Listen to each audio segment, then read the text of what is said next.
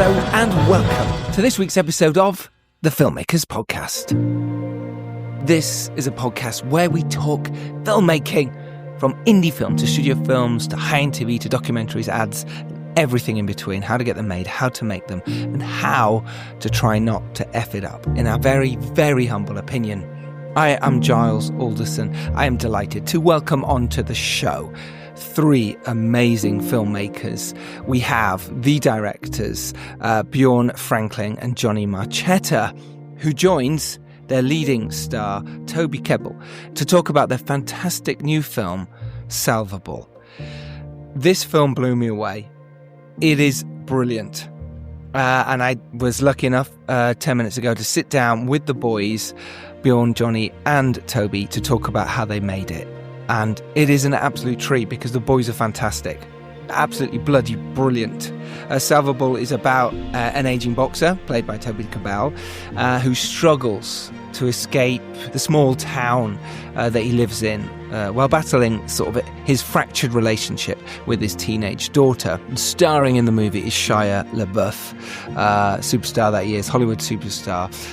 He joins James Cosmo, Elaine Cassidy, Michael Socha, Aisha Hart, Barry Ward, Gila Lord Cassidy, Sean Paul McGrath and Joel Davis, as well as many other amazing actors in this film. It's produced by some podcast alumni as well, James Kermack and Connor O'Hara of Featuristic Films and Lowkey Films, respectively, as well as Jamie Gamache and Julianne Lofleur as well. We dive into how they made this film, how they got it made, what it was like making a boxing movie that isn't a boxing movie. It's an action adventure, it's a crime movie, but it involves boxing massively. Cinematographer was Simon Plunkett, who's done an incredible job of making this film look just superb. It's the way it should look. We didn't even get a chance to talk about Wales and how they shot it there and how they did it there, because there was so much other stuff to talk about. We talk about how Bjorn and Jonny direct the film, why they used a lot of one-ers. Toby Kebbell talks about his boxing backstory, why he turned down the film at first, and why now he's so glad that he made it. Talk about what it's like to be on set and the best way to create a good atmosphere on a film set. This is Bjorn and Jonny's debut movie. They have made a lot of amazing music videos. So it's not like they haven't been behind a camera before. They have made a short film, Fred, which did well. But to make a movie like this as your debut feature is an incredible feat. It's a wonderful movie, and I urge you, wonderful listeners, indie filmmakers, to go seek out this movie. It's in cinemas now. Go find a cinema with it on and support, because these are the kind of movies that need to be made, and these are the kind of fantastic filmmakers that need to be supported. So do it. Go support them. Go find this movie. And if you can't go to the cinema in the next couple of weeks, months, whatever, then when it comes out on home end very shortly, a couple of months or whatever, remember it, Salvable, and watch it then. Yeah, don't know what more to say on this film. Just go see it. Excellent. I'm still in Bulgaria at the moment. We're editing sessions over here, my latest film that I have directed. It's going really well. I'm really pleased with the editing process so far. So we've just handed the rough cut across to the composer so we can start putting his magic on it as well, which I'm very excited about. Tom Ryan is doing that, and so far the stuff he's sent is superb and just elevates something. So it's a weird time when you're in the edit, because you could cut something out, you could hold on to it, which is something we talk about in this episode as well, the choices to cut things out and why it's important that you have an editor who can see that and doesn't hold on to the glamour of those shots or how difficult it was to get those shots. They're not their babies, they're literally telling the story. And that's how, by having a great editor, can really help you. And that's where I'm at the moment with my editor Vesco, and it's going really well. So let's get to it. This is Bjorn Franklyn and Jonny Marchetta, the directors of Salvable. Bjorn also wrote the movie.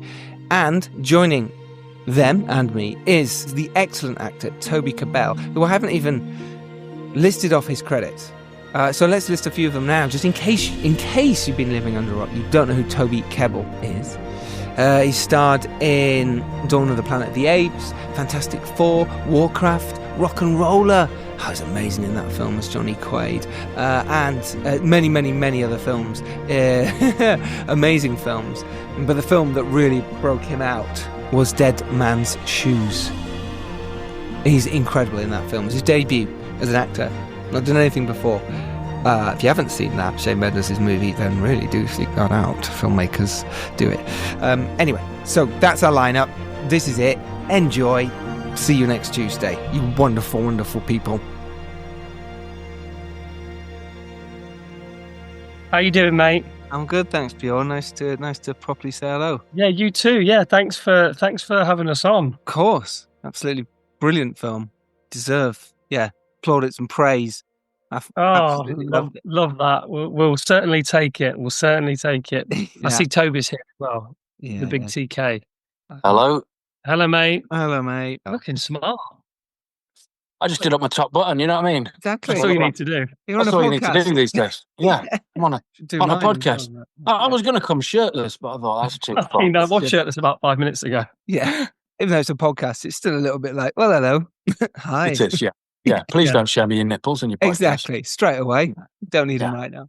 He should be here in a min. I just spoke to him. It's fashionably late with no socks. With no socks. Always. Or shirt on. Does Always he not sockless. wear socks? Yeah. Is he always sockless? I mean, he doesn't wear socks. Not enough anyway. You know what? It's not an inconvenience. No one's upset about it, but it is a common factor of his existence. Yeah, exactly. And to be fair, he didn't wear socks to the premiere either. So Toby's point is absolutely valid. Yeah, it's valid. And look, that's his thing, right? You know, if you're going to go sockless wonder, then you've got to stick to it and do it all the way through. And he did it at the, premiere and the screening. Exactly. That's commitment. In all its glory. He's probably putting on his socks. That's what it is. Yeah. He's probably looking for a pair of socks. He's like, where are my socks? Where are my socks now? I'm on a podcast. I have chilly feet. Hello, mate. How you doing? Hello, mate. Hello, mate. I was just waiting. Do you know when you don't press join? I'm just sat there waiting like a tool. Yeah. We thought you were putting your socks on. I thought you were looking for socks. I thought I was good at tech, but I'm clearly not. Nice to meet you properly, Johnny. Nice to meet you, Giles. How you doing, man? Yeah, I'm good. I'm really good. He's got a shirt on. Right? Put a shirt on, John. Look, fucking saw myself out, mate. It's short sleeve, though. I was going to say, I bet it's short sleeve. Yeah, no, it's fucking too hot. I'm one of them hot-bodied human beings. Too hot. Far too hot for a podcast. I was just saying to Bjorn, Jonny and Toby how brilliant I thought the film was.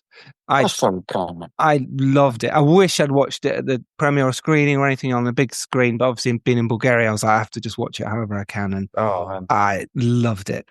Thank you so much. Thank you. So raw and emotional, and just loved the way it was shot and performed, and just exactly the kind of movie I was hoping for, and it really was. It was exactly what I wanted, so I loved it. It was emotional as fuck as well, which is just great. Yeah, really well done. Yeah, it's heavy, debut. Heavy, isn't it? Yeah. I mean, I don't think enough point is made about not only Bjorn's mannequin behind him, but also that's their debut film. Which is astonishing. I think it came out beautifully. Simon shot it beautifully with the lads choosing shot. Like as a team, it was just wonderful. It really was. And it was such a good. I mean, it was our first feature film, but it was experience of being on sets like that. But from our perspective, it was just such a chilled vibe for the whole, from start to finish. Was it? That's interesting. It was relaxed. Yeah, no pressure. Yeah. In fact, wherever pressure cropped up, I think we kind of squashed it. Toby set the precedent for that massively. You talked a lot about that, about your process, Toby, about how it's always about being relaxed, and even you could be shooting really heavy scenes, but actually the mood doesn't need to be what the scene is, and we found out from day one. Day one, Toby was so relaxed, and that, to be honest, being our debut film, nerves can be at an all-time high, but we felt really relaxed, and I think because we had that relationship, we just carried that through the whole shoot, and we really did. It was a great vibe on set. It was fun. We became a real family. So yeah, I think that's really for our first time. We want to try and carry that through. It came across so well. What was the first thing you shot, by the way? Because sometimes that can make a difference as well if it's a really tricky first day. Yeah, the old folks home. They were smart about what you shot first. It was the scene on the bench. The very first thing we shot was the scene on the bench with the lovely old chap, Victor. Yeah, played Victor. And just figuring out how to get that wheelchair up and down the hill, and little bits that were technical, but very smart choice. I thought it was lovely, and it allowed for the opening of the door to be like, well, should we try this one without the umbrella? Should we try this one? Is it the coat? What is it we do? And that language became very clear to the crew then, how we were going to shoot. And I was very impressed at the end of the first day with both of them. And you don't get to say this when you film, and you can't turn around and I'm very impressed with you, Chad. No, like such a pillock. It did feel too easy, though.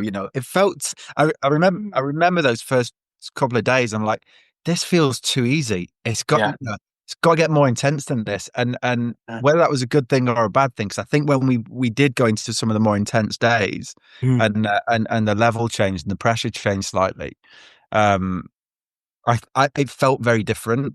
It did, mate. Yeah, we built trust, though, hadn't we, at that point? And building that trust was so important. You can say it 1,000 times, as we did with meters. Well, I trust you, mate, so you make that decision. Well, whatever you think. But until you're there on the day trusting each other and feeling that trust, you can't get into them very intense moments of figuring out how to, even the uppercut. And you lads had a very clear point on what they wanted for that uppercut, right? It's an imaginary uppercut. Yeah. We were so inspired by that beautiful little short that someone had made with Tyson Fury about mental health. Oh, yes. And say, God, that's so clever. It's so beautiful, and really played to what our film was actually about.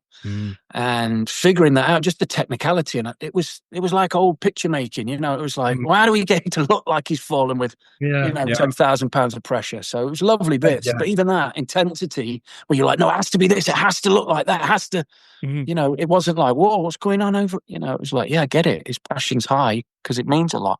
What was nice about the first thing we shot as well, there's lots of discussions. I don't know if you remember, Tone, before we got on set, was like, what are we going to shoot first? Do we go boxing first? Do we get all the boxing done first, like on all the fights? And that's a different type of Sal. Do we do stuff with Molly, the daughter, first? Again, different type of Sal. Or do we do the care home stuff first? And we decided on the care home stuff, and I'm glad personally, because that's actually my favorite version of Sal. Like that's my I've got my nan was in a care home, so that's kind of where all that came from. And seeing that softer side, not the softer side where he's the dad, and there's a bit of that fractured barrier there, but the soft side where he's just caring for the elderly. He's great with the residents, and we only get a snapshot of that. But that's what really put me at ease, seeing Toby's version of Sal in the care home. I remember saying to Jonny, I was like, "Oh, we're onto something here," because the likability that Toby brought, and the kind of just. Because it's a shame so much you don't see in between takes, like how Toby clicked with the cast and playing chess with them and having a laugh with them, and it was like it was brilliant that I think we chose to do that first. I agree. I think it's so important that you make the right choice as a filmmaker to choose what to do first, because it can have a huge impact on the rest of the film if you're behind on that first day. Or it's a tricky shot or a tricky scene or too emotional. It can be really challenging, and everyone's suddenly on edge, and it's, oh God, is this film gonna? And you want everyone, like you said, the crew from the off to be, this is a good time. We're all right with, we're in safe hands. And it sounds like, Toby, you led from the front as well, which is so important in your lead actor to do that. I mean, you've had experience, so I'm sure you. Well, but the experience is not, like I became nonchalant. The experience was like, do you know when it really feels good is when the crew's with you. Like there's times on set where you're trying to make the crew laugh. It's the wrong thing to do. Yes. There's times on set where you're trying to make him your mate. But when I realised that this was a crew of people that Jonny and Bjorn had put together, and they were their mates, but everyone was in the same place of like, oh man, is that coat right? Oh man, is those shoes right? Oh man, is this the right location? Oh man, is that the right lens? I could feel everyone saying, I thought, nice. It just happened because I'd experienced so much. I was like, oh, now all we've got to do is make sure, hey, this is how we communicate, and everyone's going to be on that page. And everyone started to copy, didn't they? Jonny, people would come up and say, oh, we've got this over here. I could hear it being repeated. You know that thing when you hear something wise or clever and you hear someone say it 20 minutes later to someone else in the pub, and you're like, no, didn't he just... in that vote, you're saying... It was like that, but it was lovely, and we had little days where we called the locations guy and said, can we get an ice cream van? We were sweltering during those arguments and things like that. It just makes it fun, and it's silly, and it's £150, we were lucky we were in Wales, but it's £150 really well spent. If you went to someone on the budget and on it and like, we haven't got 150 for that, what if the wind blows later on and we lose a mic, it's just which is a perfect example. It's true, if the wind blows you might lose that mic. It's very true. It's perfect. Yeah, ice cream vans, it's weird how you'll be surprised how many times an ice cream van turning up on set will make everyone absolutely fucking happy. Oh yeah, when you don't have to dig in your pocket either. Yes. Yeah. Free ice cream, I'll have 3. Thanks. The ice cream's a long way down, And Shia, worry here, would go on and on for about 20 minutes about how much ice cream we ate. But it's good for you, I think. It gets your brain going. It's magic. Yeah. It's good, I think it's great. I think it's great. So you chose the right thing to shoot first, which is so important. And then what was next? Obviously, how many days did you shoot in the care home? Can't be in one, surely. John, what was it? 4? I can't remember. I think the first week was actually maybe it was 4. Maybe 4 days. But the irony of that was we ended up cutting half of the care home scenes down, I think, and that was a purely an edit thing. Story, we lost a lot. We lost a lot, didn't we? It was a shame they wanted chapped because there was some lovely scenes. I mean, not a shame for the film overall, but there was lovely performances in there. We had a conversation with a couple who end up in the jewelry store, and we have a game of chess where the boss sort of comes in. So it was real good story stuff. That was what was smart about the decision. It was real exposition, but told nicely. It wasn't, it was good expositional stuff, but not necessary. It's hard to kill your darlings in the edit, and we did a lot of that with. We had an amazing editor, Shanaz, who really kind of almost became a third director with me and Jonny, behind the scenes, for 3 months in the edit. And she, kind of helped us make some really difficult decisions, but ones that serve the story massively. She was amazing. It's such a tough puzzle to put together, especially when you've got amazing scenes. You've got, so much that adds to the plot, that adds to the story. But then contractually, we have to deliver a 1 hour, 45-minute film. We couldn't go a penny over, So it's like, I honestly think, and there was a point when Bjorn and I were actually going to edit this film ourselves, but I'm so glad we didn't, because I think we would have had a meltdown if we didn't have Shanaz there. She really orchestrated that process, and we would have been lost without her. I think editing is so important, and like she'd done Top Boy and all sorts of stuff before. Delaimi, is that how you pronounce the surname? Delaimi. She and I think what she brought to it as well, and I think what any editor brings to a film is a separate eye. They weren't necessarily on set. They didn't see the issues you had getting that shot. They don't care how difficult it was that pen to be perfectly writing at the right time. They don't give a shit. They care about the story and serving the film. And that's why sometimes I feel it's best for directors not to edit. I think it's fine and each to their own place, but it can be, you love your babies, you love your darlings, and it's hard to cut. It's really hard. So, very true. Yeah, so you cut some of those scenes, but I can see that it was a great start for you. When did you start with the boxing stuff? Did you rehearse beforehand with some of that sort of stuff? Did you get in a room together, the three of you and Shia, and there was stuff through? I mean, the boxing didn't come for maybe the third week, maybe. We left that for a while. But really, I mean, look, those conversations were the first ever Zoom we had with Toby, which was, nearly a year before we shot the film. We predominantly just talked about our love for boxing, and Toby, I'm kind of going to divert it, but Toby, away from this film, very talented boxer, probably won't say that himself, but he is. And that was just total coincidence and luck on our part. We didn't really know that. Okay. But only when we got chatting on that Zoom. So conversations about boxing were from the beginning, but I mean, on set, it was kind of like a mix of, actually, Shia called it hard dance.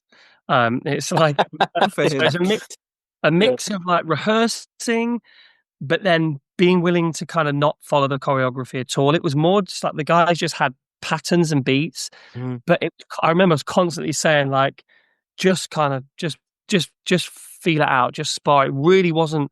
We didn't want it to be choreographed. It had to feel messy, especially the bare knuckle stuff. Yeah. And there has to be a safety element to that, of course. But we knew we had to play with fire a little bit as well to make it real. And that's something. Now I look back on those scenes and I do, even though I've seen them a million times, I do think now, God, they do seem really brutal and really real. They're brilliant. That first moment, that first year that Bjorn's talking about, that's where we decided to reach out to Carl. Carl Frosch was a big element of that, because we realised that authenticity was important, but also you're going to calm the temperature of everyone being like, oh, he hit him. Oh God, he hit him. Yeah. Because on the day, it's impossible. It's just impossible to have anything other than connections. Your choreograph. Yeah. There's going to be an improv element. There's going to be a moment where someone just faints because you're using people who are in the moment, and it's got to look authentic. It's a bit like, you hear these wonderful stories about someone having an argument and they turned over a table or they hit something and they cut their hand for real. Mm-hmm. You want that energy. You want that kind of magnetic energy. And unfortunately, if you're not, getting that moment and you've got someone worrying about... On that bit, it's funny because we're talking about some of the choreography of the boxing stuff, and there were a few elements of that, but like you say, a lot of it was sparring and messy and slappy, and I recall actually in that bare knuckle fight there was a few whoopses, and there's actually one that's in the edit at the minute. I think it was Toby, is one of Toby's jabs actually hits Tom Lee, the actor, Leo film, and it's in the film, and it just gets him on the forehead. But also Toby was sparring in between, like Toby was training all the way through the film. So we were doing like 12-hour days, and Toby was going to the gym in the evening and doing 2 hours with Neil, who runs Penarth ABC, lovely guy, kind of doubled up as Toby's trainer. Nice. And the guy that plays Dale in the film, the kind of worker, his name's Joel. Fantastic actor, lovely guy, great friend of Toby's, but they kind of became training buddies, and were sparring every day. And I think in the care home scenes, one of the scenes, Toby's got like a thick lip because they were sparring the night before, and Toby got caught with his shot from Joel. We were like, Joel, calm it down, mate. Yeah, we need him the next day. Yeah. Joel's a brilliant actor as well, isn't he? He's brilliant. Bless Joel, though. I told him, he was like, how do I beat a southpaw? And I told him, all you got to do is whack him with the straight right. Just every time they go to that little shimmy to the left, just hit him with a straight right. First time I did it, he was bang. I was like, how Joel?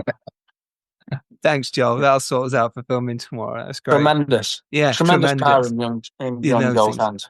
But those boxing scenes and the bare knuckle especially, but even the boxing stuff was so visceral. I was like, I'm going to have to ask them how they did that. But you did it by being as natural as possible and by getting boxers John, involved. you can talk about the choreography of the camera a little bit. That was probably the hardest thing to figure out, because we've all seen a million boxing films. They've all been shot a million different ways. We didn't have the luxury of loads of money and like multicams, so we were like, how do we make this feel real? But the boxing's still great, and we had big conversations.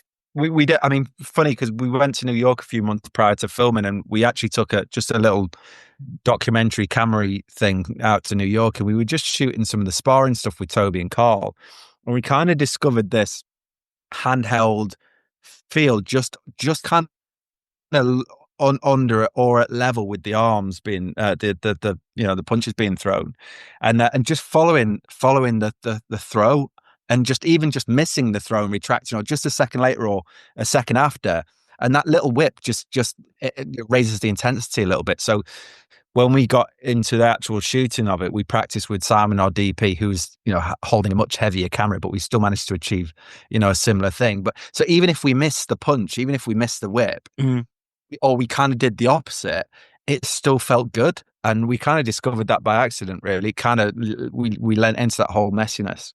And the messiness and then the bare knuckle fight was the thing we wanted to be as authentic as possible. Bjorn and Jonny brought a lot of those videos from YouTube that you can see of gypsy fights down back lanes. So we wanted it to have that authenticity. That's where the body, like the Canadian bag of milk, came from. It's that it's that same thing. Those chaps are so hard hitting when you see them down a gym. It's very hard to translate that. So you've got to have a body that looks a bit like that, because people who fight, they know. Someone who's like that, it's not an aesthetic thing. They can either hit you like a bull hammer or they can't, you know, and that was it. And that was what was lovely about the fighter I fought against. He had beautiful muscles on him. And so already you're in this thing of the visual medium of like, that guy's going to tear a hole in Sal, rip him in half. Yeah.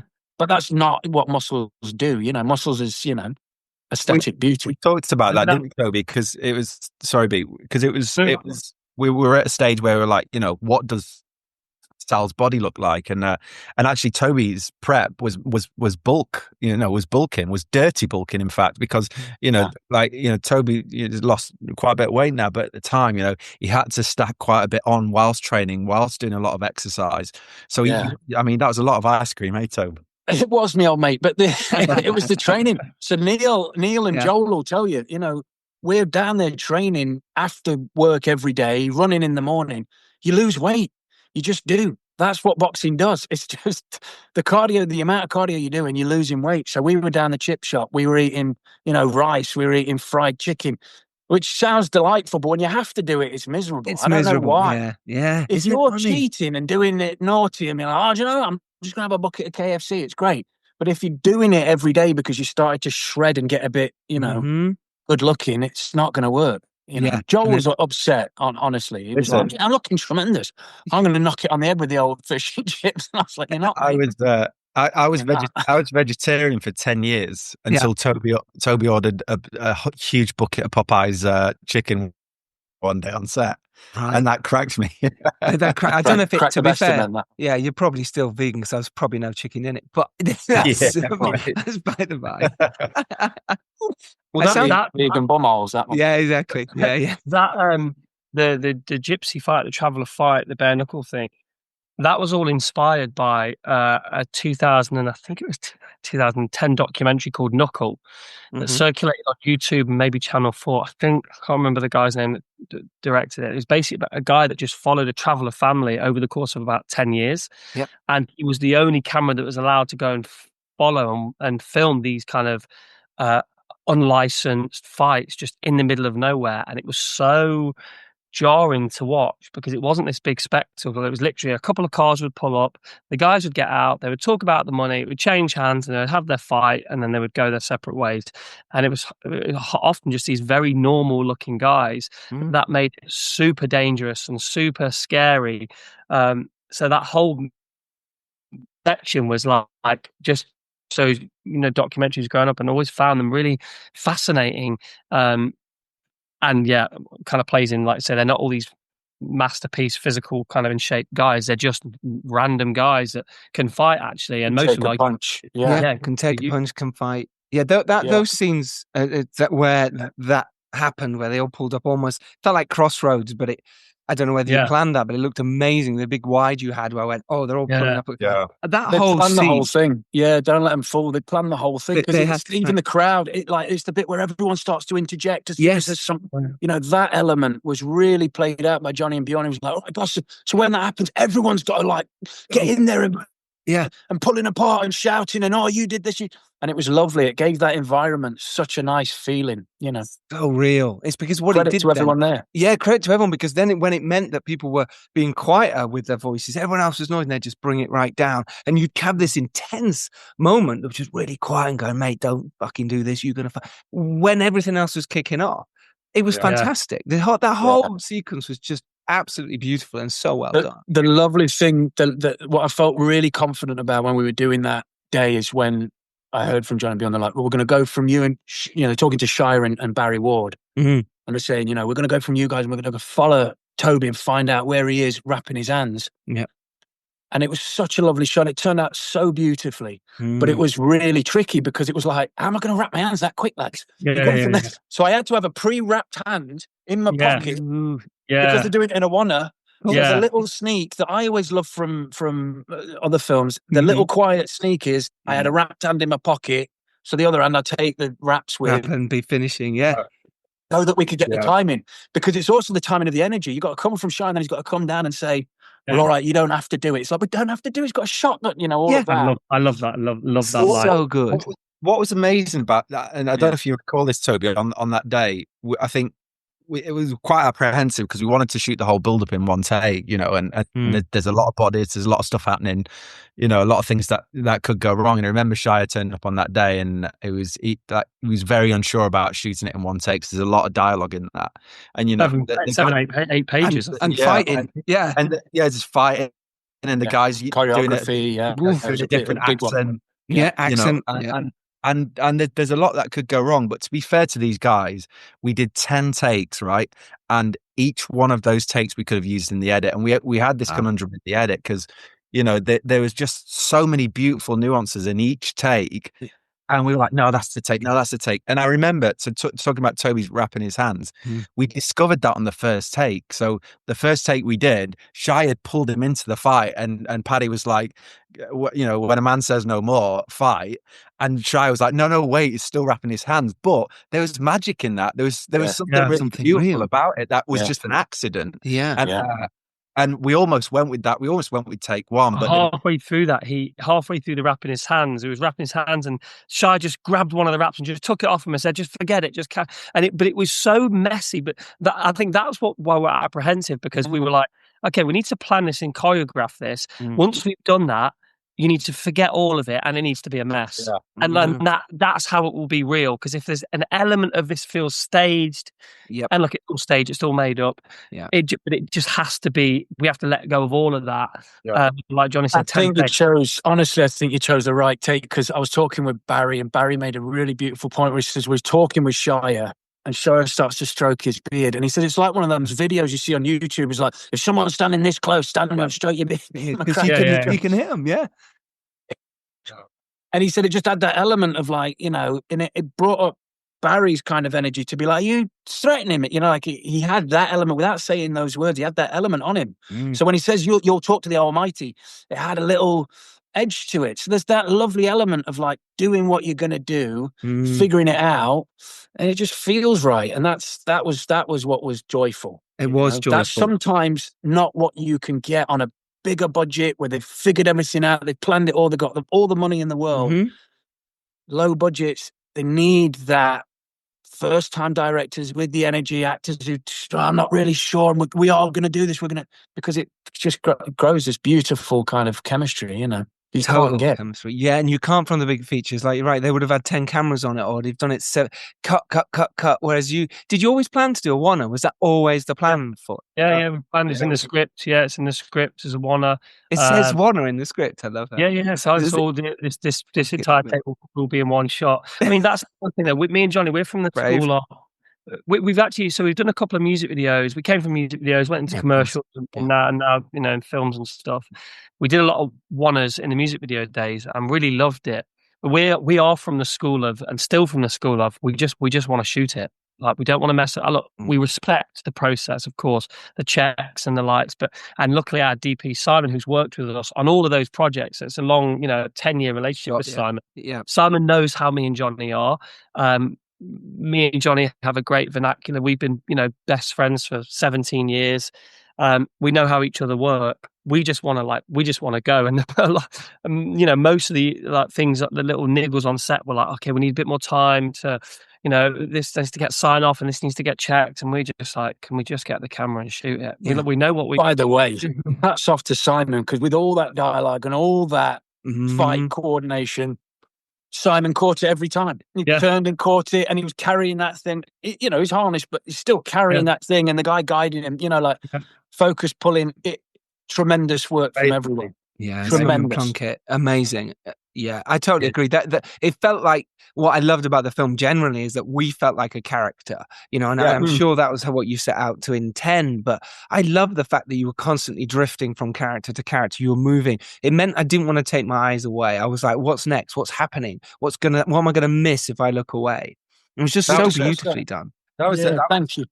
that was totally intentional, the idea, we said this from the off, we just wanted to sit on Sal's shoulder for the whole thing, and actually that's why a lot of, we did cut the film down quite a bit, because there's scenes where actually we're in other things, we're in other people's worlds, and it takes it away from being on Sal's shoulder. Yes. So you wanted to feel like you were in that pressure cooker for the whole thing, and it is quite tight, it's immersive, it's messy, and the camera doesn't cut, but the camera doesn't cut because, as soon as it cuts to a wide, as soon as it cuts to a close-up and an extreme close-up and all that, it just takes you out of the moment. Yeah. It does.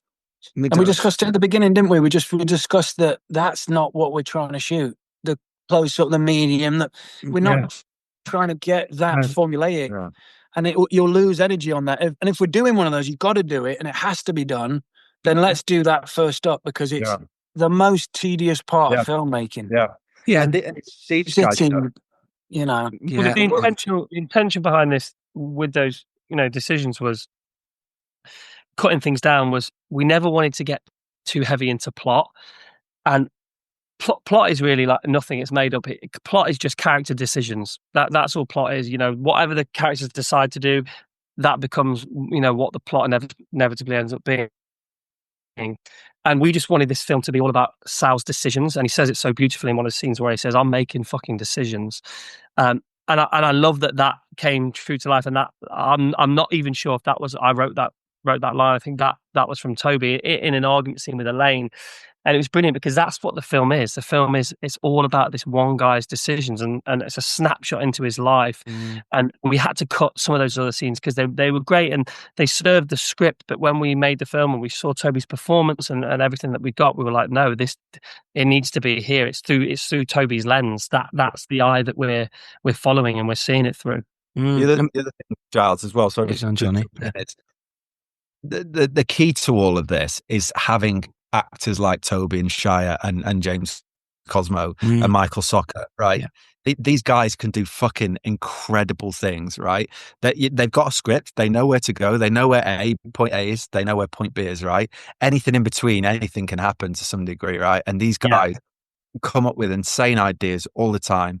The camera can roll out and follow the action, and even actually deviating slightly from the script, they come up with magic, and they come up with gold that feels authentic and original and needed. It's truthful. It was so truthful. A couple of scenes that Michael Soccer there you mentioned was when we sort of first see him and Toby, you're pulling up in the car, and you've just got that. Who the fuck are you? And you just instantly went, oh, fuck. If you're someone who can't handle yourself, you're gone. He's literally taking everything from your pocket. And the fact that the dialogue was you deal with those people all the time. It felt great. The other scene was with Elaine by the door, which was, and yourself, Toby, where for the first time we saw a different side of your character that was coming out with this sort of, he got angry and he was like, whoa, we'd not seen that at that point of the movie. And I was like, fuck. It was it was like we just jumped back in 10 years to how he was.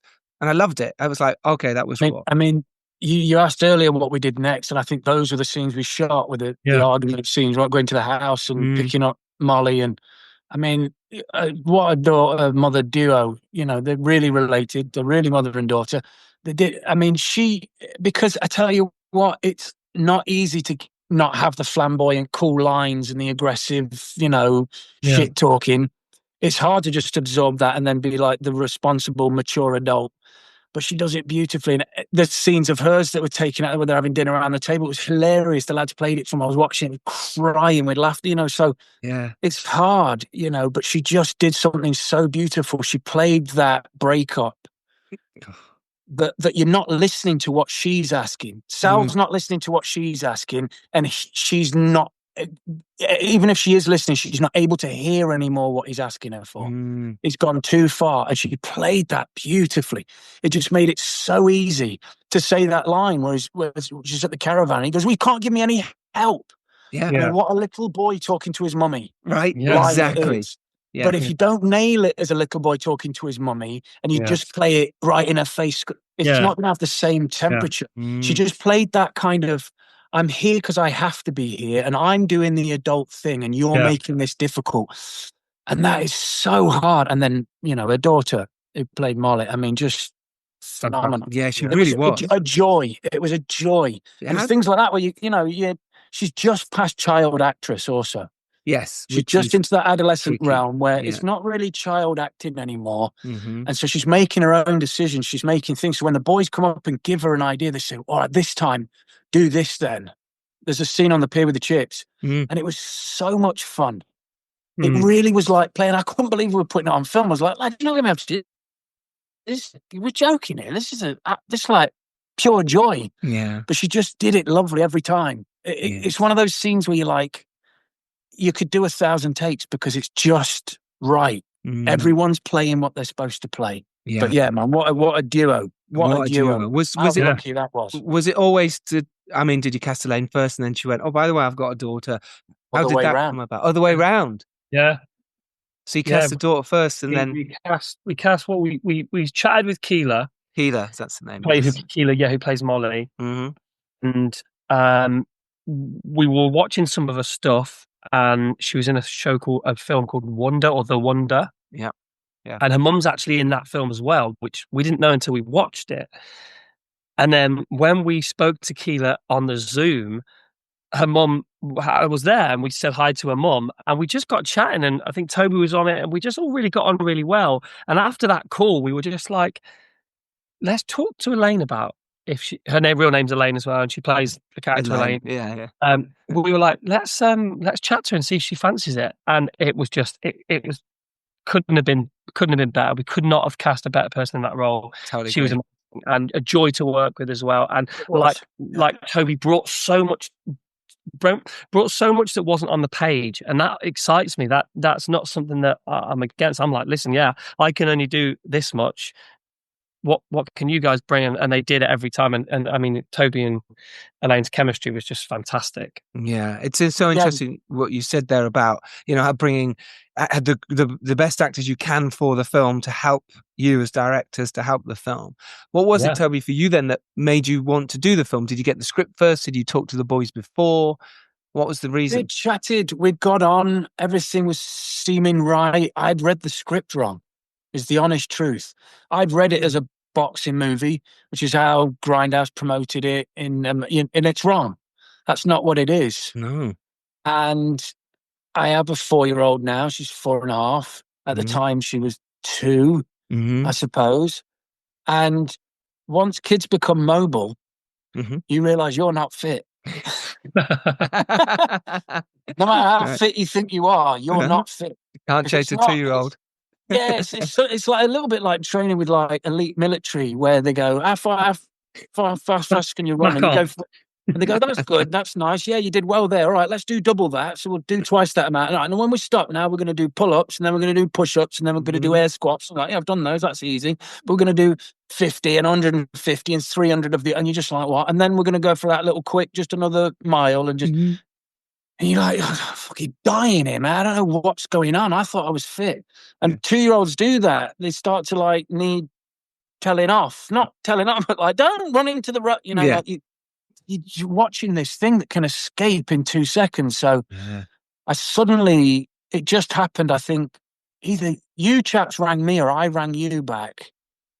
I think they rang me back and said, Mike, can you just please have one more look? We sent an email, didn't we? I sent an email and I said, it's so funny. I've literally just reread it at my wife's request. My wife said, you love that script. What happened? And I was like, boxing thing, I don't know. She was like, well, why don't you have another read of it? And I reread it and I thought, man, I've read this wrong, This is about him and his daughter. It's got nothing to do with boxing. I was all gung out because as Bjorn said, when we first met, it was all about boxing. Love it. Boxing. Love it. And no, wrong thing. And that's so I suddenly started to think. What happened was we got in touch. Through a casting director? Got on a Zoom with Toby. Yeah, through amazing casting director, Ashton Knight, CBA. Yes. And we got with Toby, had a chat, got on really well. And then I think, Toby was like involved for a few months, and then, work, life, kids. Toby's in New York, we're in the UK.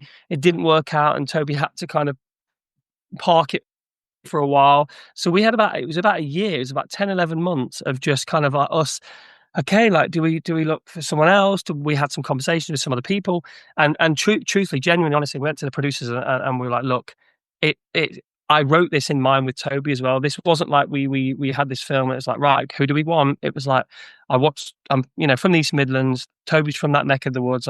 Dead Mad Shoes inspired me when I was Shane Meadows. This is England. That whole, I'm friends with Michael Sonker from back in the day, so I'm kind of feel like part of that clique and scene a little bit. Yeah. So Toby was always a special actor. So yeah, wanted Toby in it, and then 10 months later, we were like, you know what, it's no one else, it's just Toby.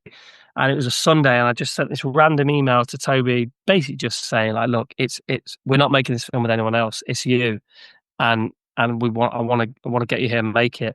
And Toby, to his credit, came back and was like, I reread the script. I just reread it coincidentally, and we had an amazing chat. And literally 4 months later, we're on set. It was that quick. It just flew, didn't it? Love that. And for you now, Toby, that must be like, oh, fuck, your wife said that, but that also thank Bjorn as well, and Jonny and whoever else for saying, do you know what? It's just you. We want you. Yeah, right. Well, thank them in the first place, because in the first place, they've written this great thing that allows you to do all these things that have ended up, that we've talked about, have ended up so, miraculously in the film. The ability to say, oh, what if he said that there? Or what if he just, in the midst of this beautiful speech, what if he just says, I didn't know how to accept your love? Little just additions, not improv, like additions, like, because this really feels like that. And that I needed to be in that mindset. But I was doing work and I was doing things, and it would have fit in a window. And it was very much an agent's discussion of like, we could get it in this window. And, I'd had Christmas with the family. I think I was going to meet the lads, and I'd had, Christmas with the family. Do I need to say anything else? The entire family, everybody, by the way. And they were coming up, and I was like, oh man, what, if I'm going to sit with them, I'm not going to be in the right mood or something. I don't know what had happened. Right. And they'd called me, and they were like, you're back at work. I was like, it's just, it's a lot. It's a lot. It's a lot. It's a lot. And timing is everything, isn't it? Timing is everything. Timing's everything. Yeah. And I just was like, I thought, oh man, like they'll get someone, because it's great. It's a brilliant script. But I was so relieved. And now I'm very relieved that it came back, because I had such a good time doing it and reminded myself, this is the creative process. This is the thing I love the most. Yeah. It's never been fame. Yeah. Yeah. And it's never been fame for me. It's, and that's silly for an actor to say, I get. But, still today, I don't have anything that you can platform, and I'm eating crisps, like, who cares? It was really about, can I actually give something to this? And so when we started training, the other element was like, fucking hell, who is 40 going to still try and be a champ? Like, fucking hell. Yeah. Look at Deontay Wilder, the bronze bomber. He's 40 now. It's not fun. No, that's painful. He's not really rich, and he's fit, It's still hard for him. You're right. It's still hard. It's unbelievably hard, And this is bare knuckle boxing as well, and this is undercover, and this is all, it's not big time where there's all, this is rough. One of the first things I learned about wrapping your hands and putting gloves on was it's to protect your hands. Yes. Yeah, all right. Yeah, it's not. It's a protection in your own hands. It's not necessarily like you cut them or you'll break your hands. Yeah. People's bones are hard. They're dense. Elbows are dense. Yeah. So fantastic, and thank them both. Yeah, absolutely. Tremendous. Yeah, and Jonny, then from your side, in terms of you touched on it a bit there with your producers. With Lowkey and Featuristic, who I both know well, with Con O'Hara, Jamie, James Kilmack, and Julian. How did it come about? Because obviously during that process they're involved. You haven't got your Toby. How is it at that point for you guys? Because obviously you're making music videos, but at the same time you want to make this film. So how was that process for you? I mean, look, we worked with Lowkey for 3 years prior to making the film. Music videos and commercial bits, and Lowkey really pushed for us, because we were always in that narrative space. So anytime we made a music video or a commercial, we wanted it to have dialogue or narrative, or like, actors doing things, rather than like quick cuts and like sporty stuff and whatever. It just needed to feel like we were telling a story. And Lowkey really pushed for us on that, and actually said, look, if you stick with us, we'll push you down the narrative route, and we'll try and, get you guys to make a film. And Bjorn and I had been working on a few shorts, and we'd actually written. We were partly writing a TV series for Fred, which is a short we actually made. Yeah. And we kind of pitched it to the guys, and they loved it, and they were like, okay, what else have you got in terms of like, features? And Bjorn was just on the brink of finishing like draft 1 of Salvable, and that went over to the guys, and they were like, this feels like we can make it. It feels like we could get the right budget for it.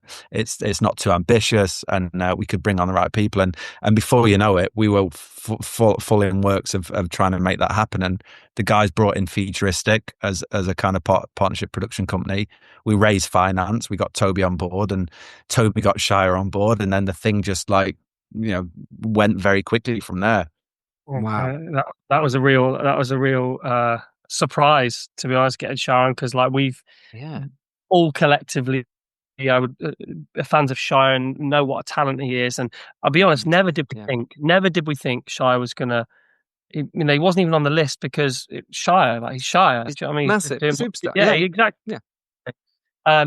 And we actually met with some actors that were great but weren't quite right, and Toby actually messaged me and said, I've been trying to work with Shia for a long time. We're good friends. I want to send him the script. And I was like, sure. Yeah, send it him.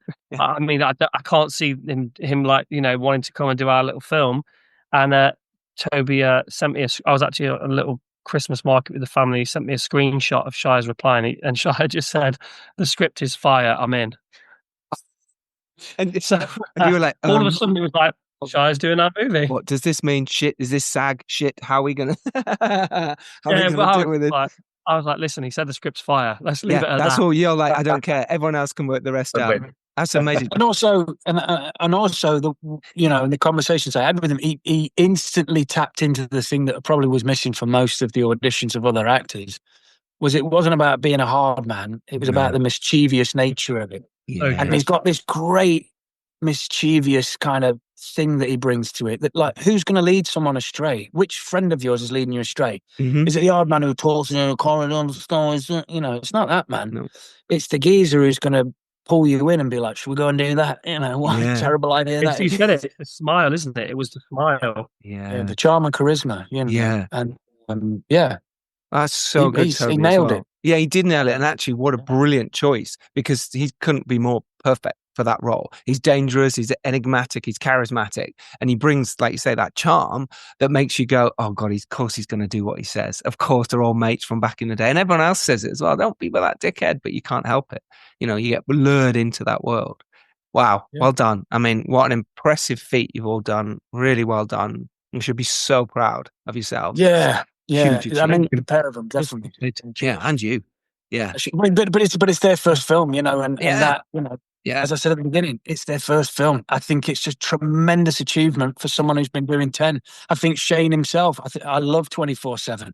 Yeah. But in comparison, this is a very polished film. It's accomplished.